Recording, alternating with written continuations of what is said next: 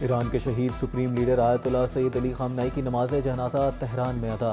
ایرانی صدر اور اسپیکر باقر کالباف سمیت اعلیٰ حکومتی، فوجی اور عسکری قیادت اور دنیا کے 100 ممالک کے وفود کی شرکت۔ مصلی امام خمینی میں لاکھوں افراد نماز جنازہ میں شریک ہوئے۔ شہید سپریم لیڈر کی نماز جنازہ آیت اللہ جعفر سجانی نے پڑھائی۔ تہران میں فضا سوگوار، ہر آنکھ اشکبار۔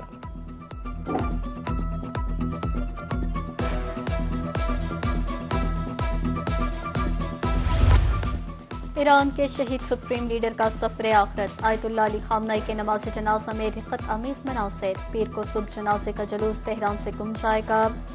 تدفین سے پہلے آیت اللہ علی خامنائی کی مشہد کو نجف اور کربلا بھی لے کر جایا جائے گا۔ بعد ازاں آیت اللہ علی خامنائی کو مشہد میں سپرد خاک کیا جائے گا۔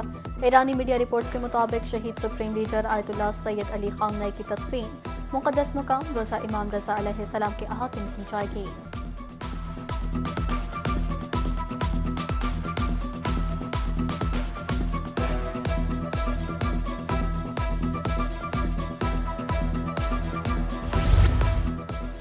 ایرانی دفتر خارجہ کا شہید سپریم لیڈر کو خراج عقیدت۔ ترجمان دفتر خارجہ کی جانب سے ایکس پر مصلی امام خمینی کی تصویر شیئر۔ اسماعیل بقائی نے شہید رہبر کی تصویر کے ساتھ فارسی زبان میں پیغام بھی شیئر کیا۔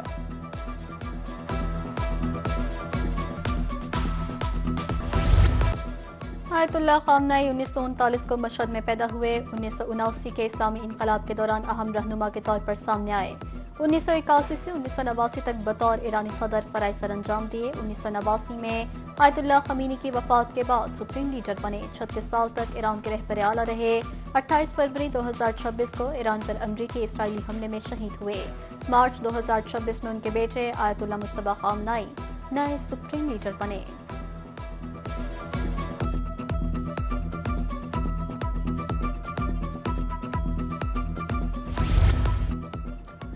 صدر ٹرمپ خامنائی کے جنازے پر لوگوں کو روتے دیکھ کر حیران۔ کہا، میں سمجھتا تھا کہ لوگ ان سے نفرت کرتے ہیں۔ امریکہ چاہتا تو خامنائی کے جنازے میں ایرانی قیادت کو نشانہ بنا سکتا تھا۔ امریکہ ایک ہی حملے میں سب کو ختم کر سکتا تھا، مگر ایسا نہیں کیا۔ حملہ اس لیے نہیں کیا کہ پھر مذاکرات کے لیے کوئی نہ بچتا۔ خامنائی کی تدفین کے بعد جوہری مذاکرات دوبارہ ہوں گے۔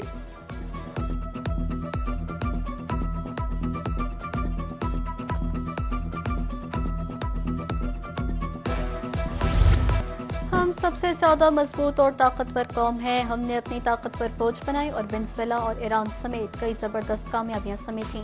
امریکی صدر ڈونلڈ ٹرمپ امریکہ کے 250ویں یوم تاسیس کی تقریب سے خطاب۔ کہا، ہم نے سرحدی علاقوں پر شاندار اہداف حاصل کیے۔ امریکہ کو کبھی ناکام نہیں ہونے دیں گے۔ امریکہ عظیم ہے اور عظیم رہے گا۔ ہمارے ملک میں مذہب اور اظہار کی آزادی ہے۔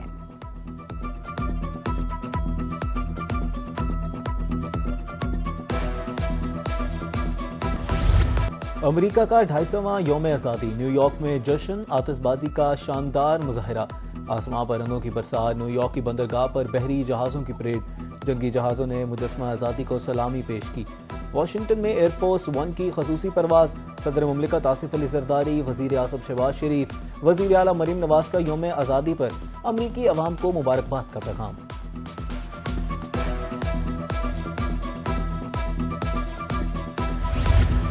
امریکی صدر ڈونلڈ ٹرمپ کی روسی ہم منصب پیوٹن سے ٹیلی فونک گفتگو۔ ترجمان کریملن کے مطابق دونوں رہنماؤں نے 1.5 گھنٹے تک مختلف امور پر بات کی۔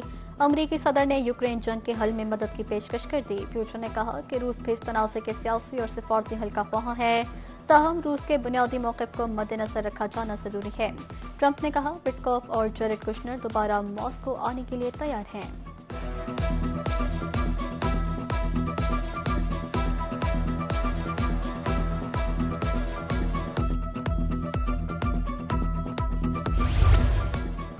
ٹیلی کام بل کو لے کر میڈیا میں بے جا سنسنی پیدا کی گئی۔ یہ تاثر غلط ہے کہ بل کے ذریعے کسی کی پراپرٹی پر قبضہ ہوگا۔ وزیر قانون اعظم نذیر طارق کی نیوز کانفرنس۔ وفاقی وزیر شیزہ فاطمہ کا کہنا تھا کہ اتفاق رائے سے قانون سازی کی جا رہی ہے۔ ٹیلی کمیونیکیشن ایکٹ میں ترامیم وقت کا تقاضا ہے۔ ٹیکنالوجی کی ترقی کے ساتھ ڈیٹا کی ضرورت بھی بڑھتی گئی۔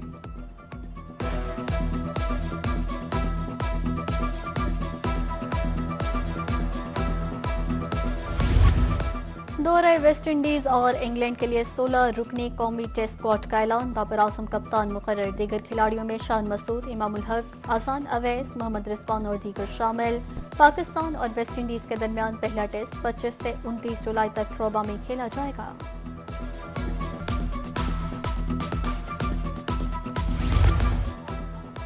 امید ہے کپتان کی تبدیلی کی ٹیم پر مثبت اثرات مرتب ہوں گے۔ پاکستان کرکٹ بورڈ کے director high performance Aqib Javed کا کہنا ہے کہ مشاورت کے بعد صرف بابر اعظم کے نام پر اتفاق ہوا ہے۔ سابق کپتان مصباح الحق کا کہنا ہے کہ کرکٹ میں تسلسل بہت ضروری ہے۔ کسی کپتان کے لیے بطور کپتان اور کھلاڑی دونوں شعبوں میں کارکردگی دکھانا ہوتی ہے۔ بابر اعظم کی تینوں فارمیٹس میں کرکٹ کی اہمیت ہے۔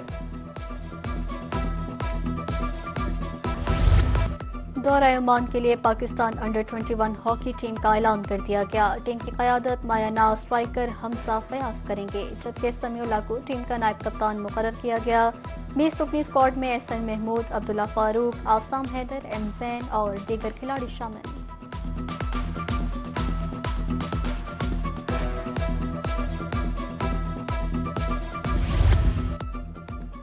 اسلام آباد میں پیش آیا انتہائی افسوسناک واقعہ۔ خاتون کو اغوا سے بچاتے ہوئے پاک فضائیہ کے گروپ کیپٹن عاصم شہید ہو گئے۔ ذرائع کے مطابق گروپ کیپٹن عاصم نے 9th ایونیو میں موٹر سائیکل کے قریب ایک خاتون کو مزاحمت کرتے دیکھ کر واپس مڑے۔ اسی اثنا میں ملزم صاحب نے تلخ کلامی پر فائرنگ کر دی۔ پولیس نے ملزم کو گرفتار کر لیا، تفتیش جاری ہے۔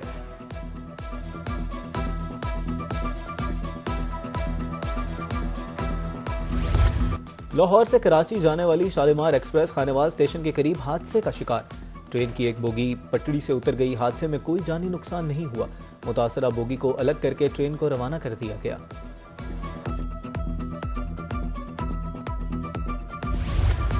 ڈسٹرکٹ ہیڈ کوارٹر سے چھوٹے شہروں قصبوں تک الیکٹرو بسیں پہنچ گئیں۔ خانیوال، خوشاب، بھکر، اٹک، منڈی بہاؤدین اور حافظ آباد کے 13 مختلف روٹس پر 9 بسیں رواں دواں۔ جولائی کے اختتام تک مزید 14 اضلاع میں بسیں چلائی جائیں گی، جبکہ مزید 20 اضلاع کے لیے 212 نئی بسیں پاکستان پہنچ گئیں۔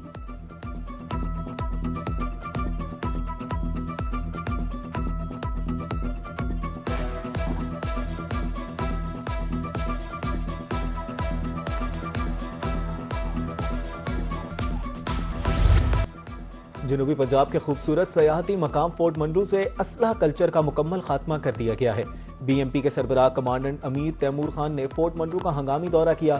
ان کا کہنا تھا کہ بارڈر ملٹری پولیس کی جانب سے سیاحوں کی جان و مال کی حفاظت کے لیے مثالی انتظامات کیے گئے ہیں۔ بادب با ملاحظہ ہوشیار، پھلوں کے بادشاہ ملتانی آم کی مارکیٹ میں انٹری۔ ملتانی آم اپنے ذائقے اور مٹھاس کی وجہ سے پوری دنیا میں مقبول ہے۔ ملتان کا آم نیلامی کے لیے فروٹ منڈی میں پیش۔